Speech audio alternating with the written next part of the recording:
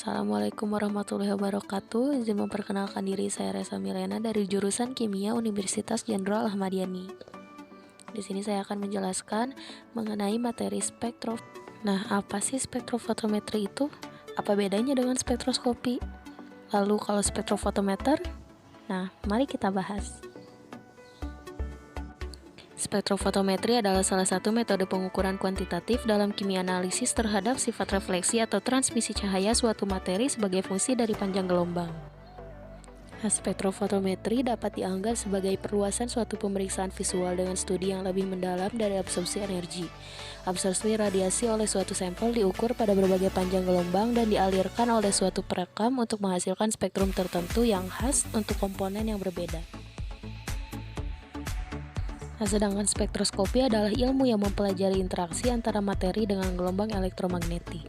Lalu spektrofotometer adalah alat yang terdiri dari spektrometer dan fotometer.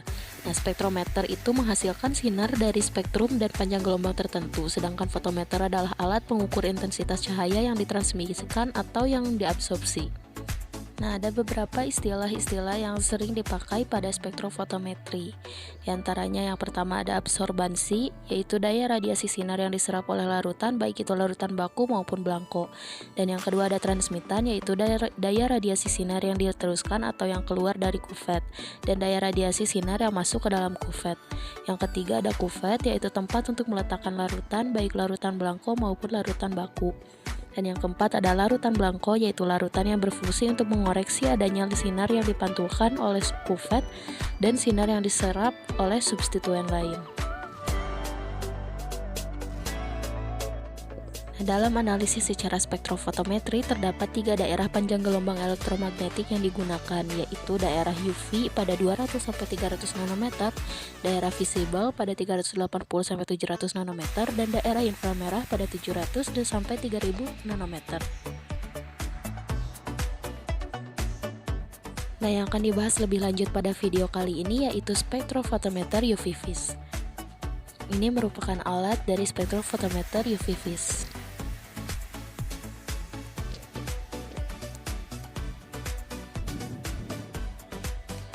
Spektrofotometer UV vis adalah alat yang digunakan untuk mengukur transmitansi, reflektansi, dan absorbansi dari sampel sebagai fungsi dari panjang gelombang, serta untuk pengukuran di daerah ultraviolet dan daerah tampak atau visible. Nah, prinsip kerja dari spektrofotometer UV vis itu interaksi yang terjadi antara energi yang berupa sinar monokromatis dari sumber sinar dengan materi berupa molekul. Besar energi yang diserap tertentu dan menyebabkan elektron tereksitasi dari ground state ke keadaan tereksitasi yang memiliki energi yang lebih tinggi. Spektrofotometer UV vis ini terdapat 2 jenis, yang pertama ada single beam dan yang kedua ada double beam. Untuk single beam, cahaya hanya melewati satu arah sehingga nilai yang diperoleh hanya nilai absorbansi dari larutan yang dimasukkan. Kemudian pengukuran belangko harus dilakukan terlebih dahulu sebelum pengukuran sampel. Nah, untuk yang double beam, cahaya melewati 2 arah karena ada chopper yang akan membagi sinar menjadi 2, di mana salah satunya melewati belangko atau reference beam dan yang lainnya melewati larutan atau sample beam, sehingga nilai absorbansi larutannya telah mengalami pengurangan terhadap nilai absorbansi belangko. Berikut adalah ilustrasi cara kerja dari single beam.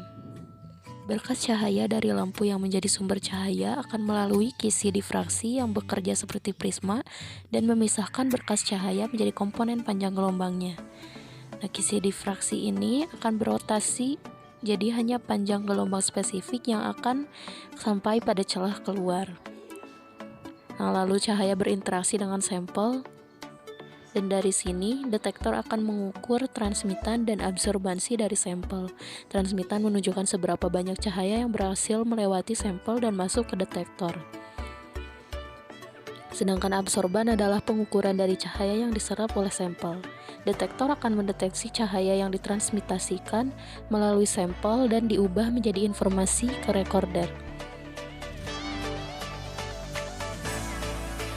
Yang selanjutnya adalah ilustrasi dari sumber cahaya dinyalakan akan membentuk macam-macam panjang gelombang dari cahaya yang berbeda. Cahaya ini akan melewati celah pertama dari monokromator, memastikan bahwa semua foton cahaya tersebut berjalan di sepanjang jalur paralel. Jadi ketika cahaya melewati prism, cahaya akan dibiaskan menjadi warna-warni. Jadi setiap panjang gelombang dari cahaya akan berpindah ke tempat yang berbeda. Jadi hanya satu panjang gelombang dari cahaya yang akan berhasil melewati celah kedua dari monokromator menuju splitter. Lalu menjadi dua berkas dengan intensitas cahaya yang sama. Kedua berkas dengan intensitas cahaya yang sama ini akan melintasi sel, berbeda dengan satu dengan yang lainnya. Yang satu menjadi reference atau blanko dan yang satu lagi menjadi sampel. Kemudian berkas akan keluar menuju detektor. Pada keadaan ini intensitas cahaya yang keluar dari sampel dan blanko yang diidentifikasi oleh detektor adalah sama. Lalu selanjutnya ada contoh spektrum UV yang diambil dari jurnal dengan judul Structure Elucidation of Bioactive Alkaloid Compounds Isolated from Spong Petrosia sp Collected from Bunaken Bay, Manado. Pada jurnal ini dihasilkan dua senyawa, yaitu yang pertama manzamin A dan yang kedua ada 8-OH manzamin A. Yang pertama ada spektrum UV dari senyawa yang pertama, yaitu manzamin A.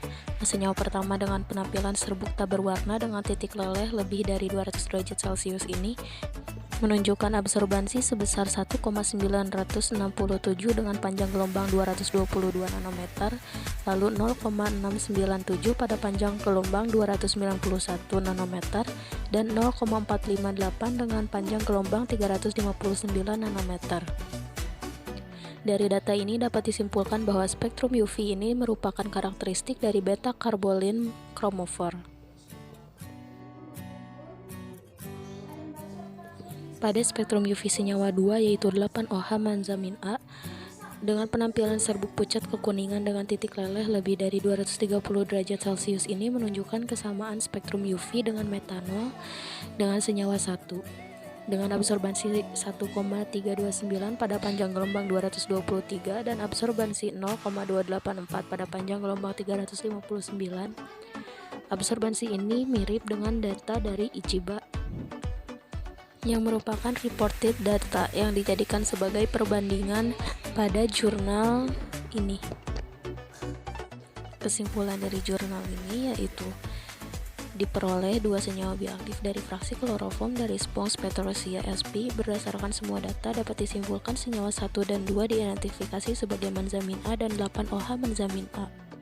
Untuk spektrofotometri IR akan dijelaskan di video yang selanjutnya. Terima kasih. Wassalamualaikum warahmatullahi wabarakatuh.